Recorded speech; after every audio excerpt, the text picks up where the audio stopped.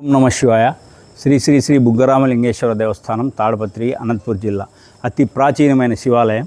ఈ శివాలయానికి ఇంకో విశేషత ఏమిటంటే దక్షిణ కైలాసంగా పేరుగాంచింది. దక్షిణ కాశీ కాదు, దక్షిణ కైలాసంగా పేరుగాంచింది. కైలాస పర్వతం ఎలాగైతే ఉంటుందో స్వామివారి మూలవిరాట్ బుగ్గరామలింగేశ్వరరావు కూడా అలాగే ఉంటారని ప్రసిద్ధి.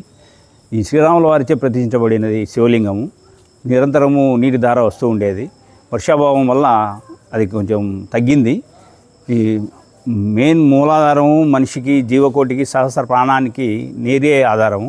ఈ నీరు వాతావరణ పరిస్థితుల వలన చాలా ఇబ్బందులు అవుతుంటే రాష్ట్ర ప్రభుత్వం వారి ఆదేశానుసారం సహస్ర ఘటాభిషేకం అనే కార్యక్రమాన్ని ఈ బుగ్గరామలింగేశ్వర దేవస్థానం ముందు ఏర్పాటు చేయడం అనేది.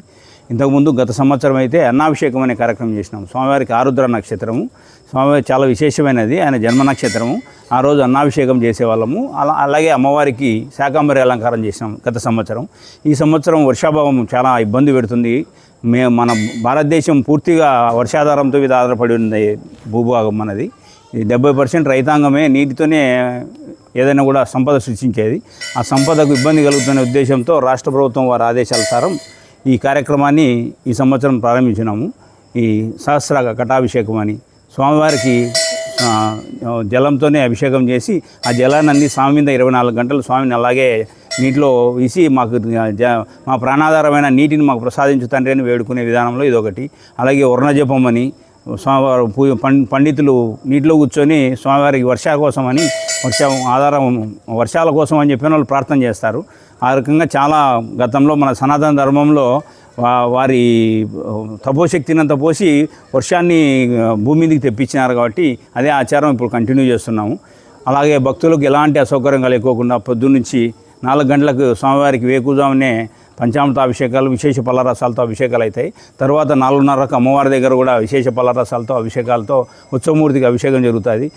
ఆలయ ప్రాంగణం అంతా 800 కేజీలు. శివరాత్రికి అయితే ఎలా పూలాలంకారం చేస్తామో అదేవిధంగా పూలాలంకారము, వివిధ రకాల బెంగళూరు నుంచి పళ్ళగూరలు, కాయగూరలు అన్నీ తీసుకొచ్చి శాకంబరి అలంకారానికి ఏ విధంగా అయితే దగ్గర 10,000 నిమ్మకాయలతో స్వామివారికి అలంకారం, అమ్మవారి ప్రాకారం అంతా అమ్మవారి అలంకారం ఉంటుంది. అదేవిధంగా చాలా విశేషంగా మొన్న ఆరుద్ర నక్షత్రం పురస్కరించుకొని చతుర్దశి రోజు మేము ఊహించలేదు అంతమంది వస్తారని.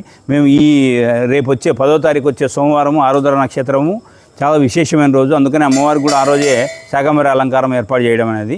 భక్తులు 25,000 నుంచి 30,000 మంది వరకు వస్తారని ఊహిస్తున్నాము. దీనికి తగ్గట్టుగా అన్ని ఏర్పాట్లు చేయడం అనేది.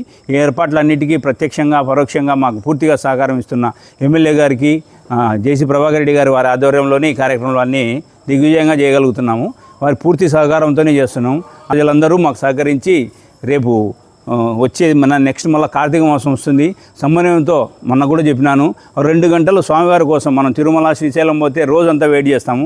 మన గుడి, మన ఊరు, దీన్ని పూర్తిగా మనదే బాధ్యత అన్నట్టు 2 గంటలు సమయాన్ని కేటాయించుకొని ఇక్కడంతా బాగా మేము అలంకారం చేసింటాము. మీరు ఫోటోలకు కానీ ఎలాంటి ఇబ్బంది కలగకోకుండా ప్రశాంతంగా ఉండి మీరు మాకు పూర్తిగా సహకరిస్తారని మేము వేడుకుంటున్నాము. భక్తులు రద్దీ దృష్టి ఉంచుకొని కార్తీక మాసంలో శివరాత్రులు అయితే ఎలాగైతే జనాన్ని మేము కంట్రోల్ చేయగలుగుతామో అలాగే పోలీసు వారికి కూడా ఇన్ఫర్మేషన్ ఇచ్చినాము. ఫైర్ ఆఫీస్ వాళ్ళకు, పోలీసు వాళ్ళకు ఎలాంటి ఇబ్బంది కలగకుండా చలువు పందిర్లను, క్యూ లైన్లను ఏర్పాటు చేయడం అనేది, వాళ్ళకు నీటి వసతులను, అలాగే మధ్యాహ్నం భోజనం, అందరికీ భోజన ప్రసాదం ఇచ్చిపోయింది. సాయంకాలం వివిధ రకాల సాంస్కృతిక కార్యక్రమాలు పెట్టినాము. సాయంకాలం ప్రసాద వితరణ, మధ్యాహ్నం అన్నదాన కార్యక్రమం అనేది ఉంటాయి.